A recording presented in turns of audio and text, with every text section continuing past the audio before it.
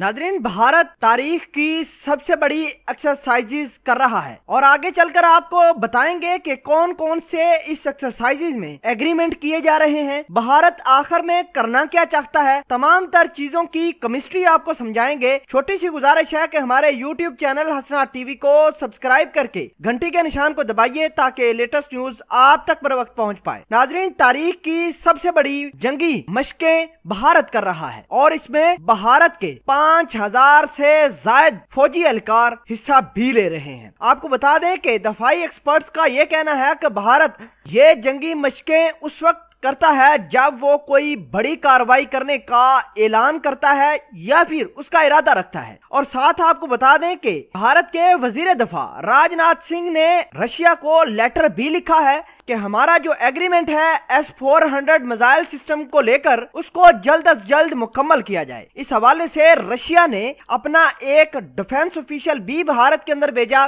और तमाम तर सिचुएशन से भारत को रशिया ने आगाह किया। इसी कड़ी में भारत ने अपने फॉरेन मिनिस्टर जयशंकर को रशिया के अंदर एक मीटिंग के लिए भेजा और ये मीटिंग मुकम्मल तौर पर इसी चीज पर बेस कर रही है कि भारत को S-400 मिसाइल सिस्टम कब, कितने और किस वक्त दिए जाएंगे। अगर इन तमाम तर सिचुएशन को मिलाएं तो ऐसा लगता है कि भारत पाकिस्तान के खिलाफ बड़ी हर्जासराई करने के लिए तैयार हो रहा है। इसके अलावा भारत के आर्मी चीफ मनोज मुकुंद नरवणे ने पाकिस्तान पर हमला करने और आजाद कश्मीर को दोबारा भारत का हिस्सा बनाने के लिए ऐलान भी किया है। उसका कहना था कि अगर भारत की पार्लियामेंट उसको इजाजत देती है तो तमाम की तमाम कहानी वो मुकम्मल कर सकते हैं। इसके अलावा यौम अफवाज जो कि भारत के पिछले दिनों हुई है उस पर मोदी ने इनके CDS chief general Bipin Rawat को 100 दिन का प्लान दिया है और उस प्लान के अंदर मुख्तलिफ चीजें बताई गई हैं। बिपिन रावत पाकिस्तान की टेरिटरी को टारगेट करके